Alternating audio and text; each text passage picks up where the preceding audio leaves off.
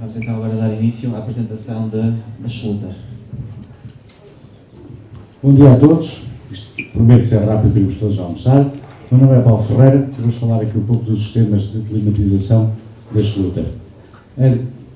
Tudo aquilo que a Schluter desenvolve é sempre com uma base, é da prática para a prática, desde a gama dos perfis, sistemas de impermeabilização e também é o nosso sistema de climatização.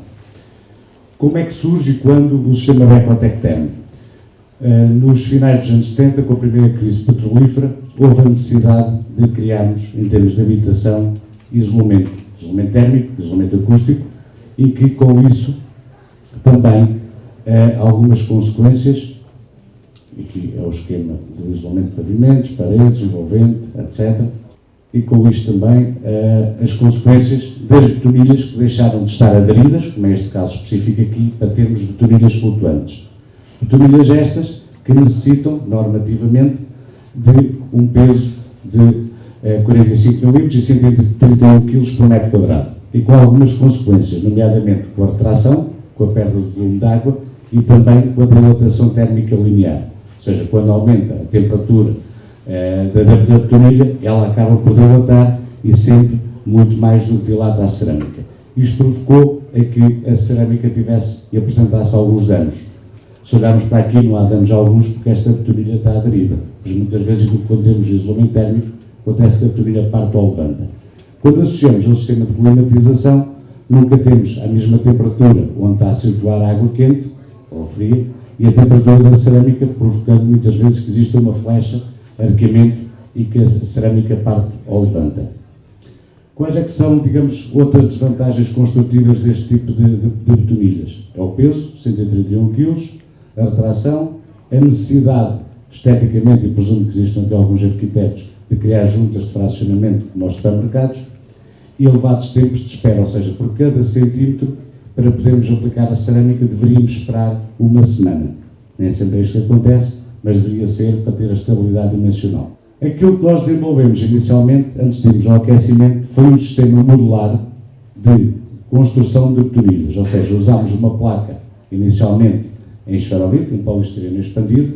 A amostra que eu tenho aqui é em plástico, mas o conceito é o mesmo, em que a repartição da carga é feita entre os nódulos, ou seja, nós conseguimos repartir o peso, não de uma forma integral, mas com um módulo em forma de V, o peso fica repartido. E com isto temos a vantagem de ganharmos de 131 kg, passamos para ter 56 kg metro quadrado, ou seja, poupamos bastante betonilha. Mas ao mesmo tempo também temos um sistema construtivo que cria microfissuras superficiais, ou seja, não necessita de juntas de fracionamento e que permite aplicar a cerâmica sem qualquer patologia.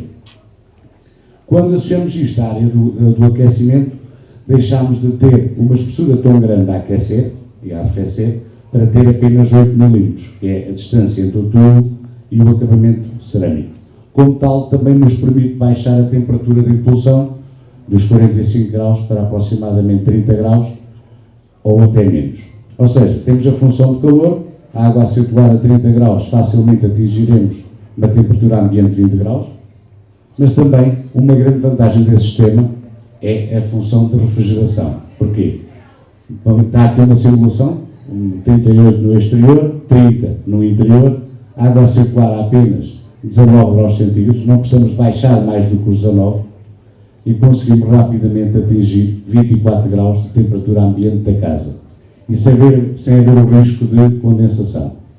Existem 4 modelos construtivos, aliás, lançámos agora em outubro, só que ainda não atualizei o PowerPoint, um quinto. A placa com isolamento térmico tem uma altura construtiva antes do revestimento de 52 mm e depois as placas para a reabilitação, ou seja, como esta em plástico, que vão desde 20 mm até 31. Aqui a diferença também tem a ver com o diâmetro do tubo, que quanto menor for a altura, mais pequeno é o tubo, logo obriga a circuitos muito mais pequenos e mais quantidade de circuitos. Outros elementos do sistema é o nosso módulo control, que consegue fazer uma ligação à bomba de produção. Outra variável, que é o que se usa mais em Portugal, é que em vez de usarmos o coletor em aço inox, usamos o coletor em poliamida, precisamente devido ao grande mercado que nós temos da refrigeração.